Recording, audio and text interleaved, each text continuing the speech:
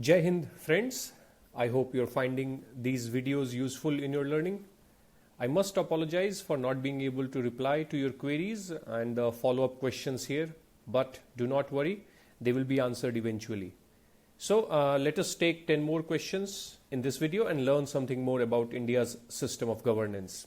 As always, keep your copy of the Constitution of India handy or the mobile app.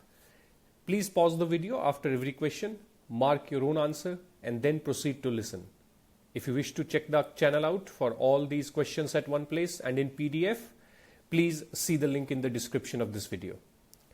So the first question we have today, which of the following candidates' nomination may be rejected for election to a seat in the state's legislative assembly?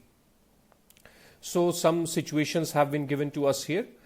First statement says a person who is not an elector for any constituency in that particular state. I'm sure this one all of you already know that to contest election to the state's legislative assembly, the candidate must be an elector in any of the constituencies. The way for Lok Sabha, the candidate should be an elector anywhere in the country. For the state assembly, the person should be an elector in that state, right?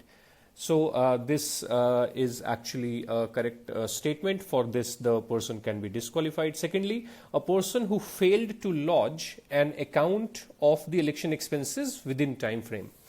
So yes, under the RPA 1951, there is section 10A which says that there will be a disqualification for a period of 3 years. 3 years from the date of the order of the Election Commission. So yes, there is a disqualification for this as well, of course, for a certain time period. So this is also a correct option for us. Then the third statement says that a person who is convicted in an offence where the candidate is disqualified for a sentence of minimum 2 years imprisonment. Okay, the sentence awarded was of 3 years of imprisonment, so it is more than 2 years. Hence, there will be a disqualification, of course, there. But there was a subsequent remission to 1.5 years of imprisonment. So, through the executive clemency power, perhaps the president or the governor, whatever the situation would be in reality, the imprisonment has been reduced to half. Now, understand that an executive act of remission does not interfere with or alter the judicial sentence. It affects only the execution of the sentence, right? So any associated disqualification that will be there, it will continue.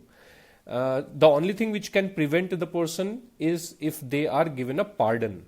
Okay, in pardon, the person is completely absolved and all associated disqualifications are also removed, but not in any other situation. So in this case also, the person will be disqualified. So actually all three statements are correct for this question. So the next one we have is this, which of the following provisions of the Constitution of India cannot be amended by the Parliament of India? I'm sure you all know very clearly already that Parliament of India can amend in general any part or any provision of the Constitution, just that the basic structure cannot be destroyed. So in a blanket question like this, of course, I can amend part 3, part 11, part 15 or third schedule or basically anything else also. But since the question is cannot be amended, whereas all these 4 can be amended, the answer will be none of them. So none of them are actually correct for this question. So that was not that difficult. Please understand the logic that I explained here because this is how UPSC may ask you a question. So we move on to the next question, which is this: the resignation of the Speaker of Lok Sabha shall be addressed to. I see a lot of us got confused here, but in the previous videos also I've asked you to refer to Article 94, and that very clearly says that the resignation will be of the Speaker will be given to the Deputy Speaker, while the Deputy Speaker's resignation is given to the Speaker of Lok Sabha. So they just resign by giving their resignations to each other. So not that difficult a question. However, if you read Article 94, as I've asked you earlier, it will definitely help you in future as well. So the next question we have, which of these statements or provisions provide safeguard for independence of the Union Public Service Commission, right? The first statement says the salaries of members are charged on the Consolidated Fund of India. Yes, that is correct. And for this, I'll ask you to refer to Article 322 of the Constitution. It's just one sentence there which makes this provision. So this is definitely there. Second one says members can be removed only on the recommendation of the chairperson after an inquiry by Supreme Court of India. The first part itself is wrong, that they cannot be removed on the recommendation of chairperson. This kind of a provision is actually there for the election commission, right? For UPSC, the relevant provision is in Article 317, where you'll see that the removal is by the order of the president on the ground of misbehavior after Supreme Court has confirmed that through an inquiry. Though if you read further in clause 4 of Article 317, there are more grounds for which president can straight away remove the member or the chairperson of UPSC, for example, being an undischarged insolvent. So this is actually an incorrect statement. The third one reads that the functions of UPSC cannot be altered without an amendment to the Constitution of India. This, again, a very straightforward provision is there in Article 321. You can read that. So even an act made by the Parliament may provide for additional functions for UPSC, and similarly in the state for the State Public Service Commission. So this is also actually a wrong statement. Then the fourth one reads for us that the members on ceasing to hold office are ineligible for further employment under the government. Now for this question, I see that even the answer key that was provided, somehow there was a mistake in that. So the rectified answer key will be uploaded very shortly on the Telegram channel. Anyway, for the fourth provision, if you read Article 319, it very clearly says that the members can be employed as the chairperson of UPSC or chairperson of State Public Service Commission, but not for any other employment either under the government of India or the government of the state. So a blanket statement saying that they are ineligible for further employment, this is actually wrong. A very limited employment is still possible in form of being the chairperson of either the union or state service commissions. Other than that, there is no other employment that is possible for them. So this also is actually a wrong statement, and hence the correct answer should be just the first statement here. So we move on to the next question. Which of the following statements are correct regarding the proclamation of President's rule in a state? So the relevant article here for us is Article 356 and also Article 357. Let us see the first statement. The first statement reads that the resolution of Parliament approving such a proclamation can be passed by simple majority. That is correct. I am sure you know that is the provision that is made in Article 356. You need a simple majority, and the time limit for that is 2 months. So this is actually correct statement. Second statement reads, it can be revoked by the President only on the advice of Council of Ministers. This is also correct. You should also know here that for the national emergency situation, President can revoke it on the advice of Council, definitely, but there is a provision of a special session of Lok Sabha, where if Lok Sabha passes the resolution, then also the President will be forced to revoke it. So Parliament has some action that they can take in the case of national emergency, but not in the case of the President's rule. So this is also a correct statement for President's rule. Third one reads, the fundamental rights can be suspended by a separate proclamation except those under Article 20 and 21. In President's rule, there is nothing that happens to the fundamental rights. These are situations that take place only for national emergency situations. So third statement is wrong. No effect on fundamental right during President's rule. Then the fourth statement reads that the Parliament can delegate power to make laws for the state to the President or any other authority specified by the President. This is a correct statement, and this is there in Article 357. You should read it. And it's a very interesting situation. Please pay extra attention and focus here. So see what happens, that under Article 356, through the main proclamation itself, the president may assume to himself any or all the functions of the government of the state, but not the powers of the legislature. The powers of the legislature cannot be taken by the president. But the president can declare that the powers of the state legislature shall be exercised by or under the authority of parliament, right? So what happens, that president declares in the proclamation that the powers of the state will be exercised by the Parliament of India, right? Or under the authority given by the Parliament of India. Then in 357, it provides that the Parliament can declare further that the powers may be exercised by the president or some other authority to whom the president may delegate it further, which usually is the governor of the state, right? And that is where the governor is actually working as an agent of the center.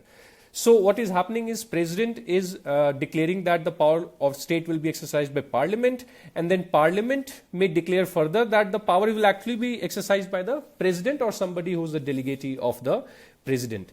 So that is how it takes place. So you'll have three, the first, the second and the fourth options correct here.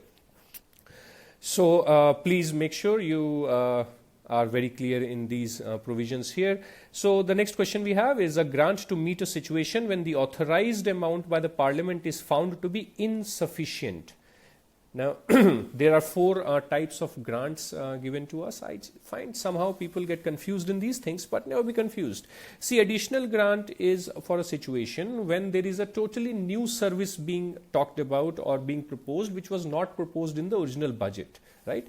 Excess grant is where the additional expenditure has already been incurred. So while 100 rupee was budgeted for, 150 has been spent. So the excess grant is required for the additional expenditure that has been done there.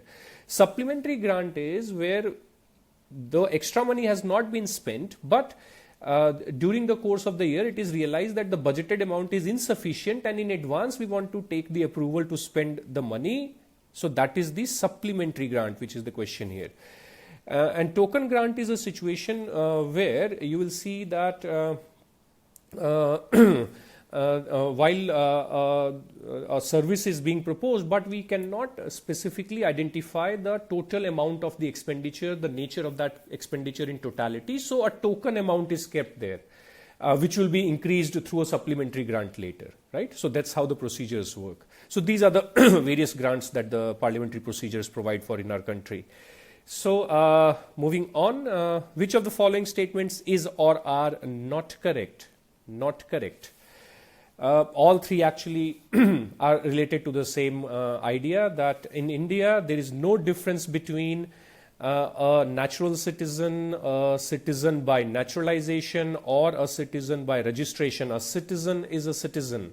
So all constitutional offices which are open for citizens, they are open for all types of citizens. The constitution as such does not differentiate between different types of citizenships. So in this case actually all three are wrong statements. Hence, because the question is asking which is not correct, all of them are not correct. Okay, so the answer should be all. Moving on to the next question, we have, under the provisions of the Constitution of India, a community can be declared a minority community on the basis of, okay. So under Article 30 of the Constitution, it very clearly says that a minority either by religion or by language, okay. These are the two ways in which the Constitution has thought about minority communities of India. So that was actually a straightforward question, but just half of you could get it right.